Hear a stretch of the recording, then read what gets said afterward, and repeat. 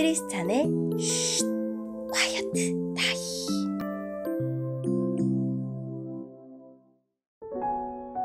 샬롬, 크리스찬 성도님들 반갑습니다.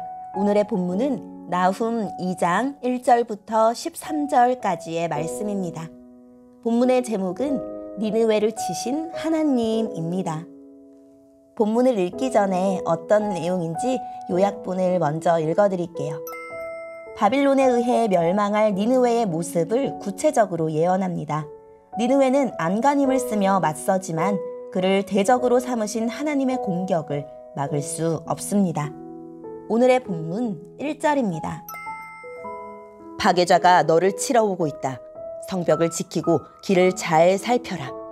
내 허리를 튼튼히 하고 있는 힘을 다해 지켜라. 파괴자들이 하나님의 백성을 약탈하고 그 포도나무를 망쳐놓았지만 여호와께서 야곱 백성을 이스라엘 백성처럼 회복시켜 주실 것이다.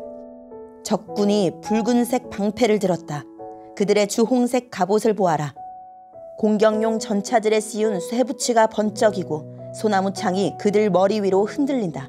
전차들이 거리를 내달리고 성 광장에서 이리저리 달린다.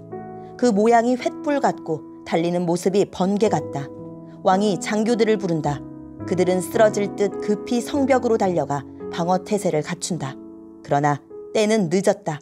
강의 수문이 열리고 왕궁이 허물어진다. 니느웨 백성은 사로잡혀 끌려간다. 여종들은 비둘기처럼 신음하고 슬픔에 쌓여 자기 가슴을 친다. 니느웨는 옛적부터 연못과 같았으나 이제 물이 빠져나가고 있다. 사람들이 멈추어라 멈추어라 하고 소리 지르지만 아무도 돌아오지 않는다. 은을 빼앗아라, 금을 빼앗아라. 보물이 끝도 없이 많다. 값진 것들이 쌓여있다. 니느웨는 털리고 망하고 폐허가 되었다.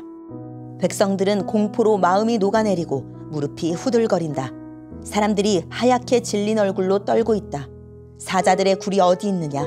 사자들의 새끼를 먹이던 곳이 어디에 있느냐? 수사자와 암사자와 새끼 사자가 마음대로 드나들던 곳이 어디에 있느냐? 그들이 두려워하지 않던 곳이 어디에 있느냐? 수사자가 새끼들과 암컷에게 주려고 먹이를 많이 잡았다. 잡아온 먹이로 굴을 가득 채우고 갈기갈기 찢은 고기로 사자굴을 가득 채웠다. 니느웨야, 내가 너를 치겠다. 만군의 여호와의 말씀이다. 네 전차들을 불살라 연기와 함께 사라지게 하고 네 젊은 사신들을 칼로 죽일 것이다. 내가 네 먹이를 땅에서 끊으리니 네가 보낸 사신들의 목소리가 다시는 들리지 않을 것이다. 아멘. 오늘의 본문을 통해 이해할 수 있는 부분은 무엇일까요? 니느웨를 향한 주님의 심판이 침략군을 통해 실행됩니다. 전에는 니느웨가 주님의 징계하는 막대기였지만 이제 니느웨보다 강한 나라가 일어나 니느웨를 심판할 것입니다. 침략군의 정체는 주전 612년 아시리아를 멸망시킨 메대와 갈대아, 즉 바빌론 연합군입니다. 침략군은 니느웨 성읍을 무너뜨리고 니느웨 백성을 처참하게 유린하는데 이는 니느웨가 정복한 나라에서 행하던 잔인한 사륙에 대한 대가입니다. 이렇게 난공불락이었던 니느웨 성읍이 무너집니다. 선지자는 니느웨 성읍을 사자들의 굴이라 칭합니다.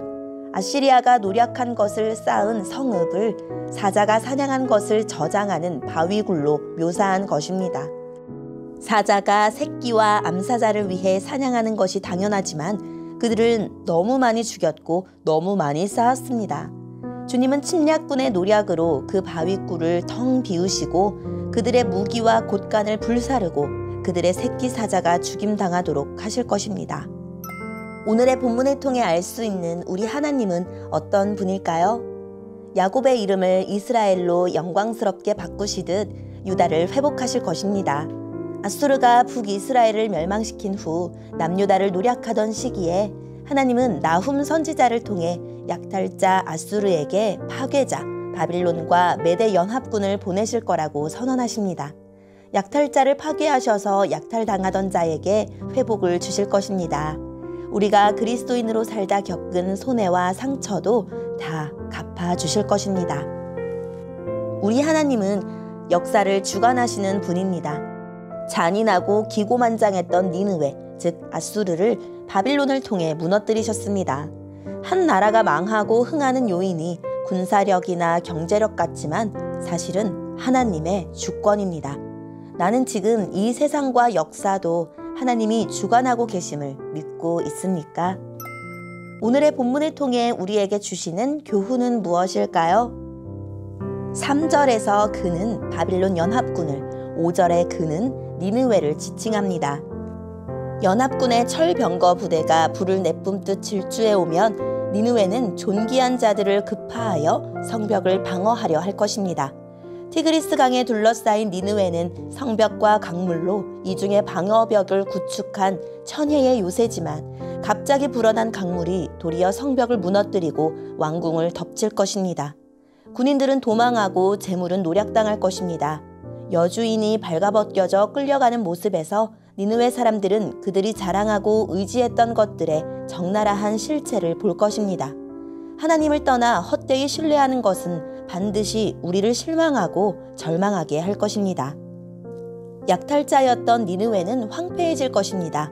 사자처럼 잔인하게 먹이를 찢어 저장고에 채워두었던 그들이 거꾸로 먹이가 되어 찢길 것입니다.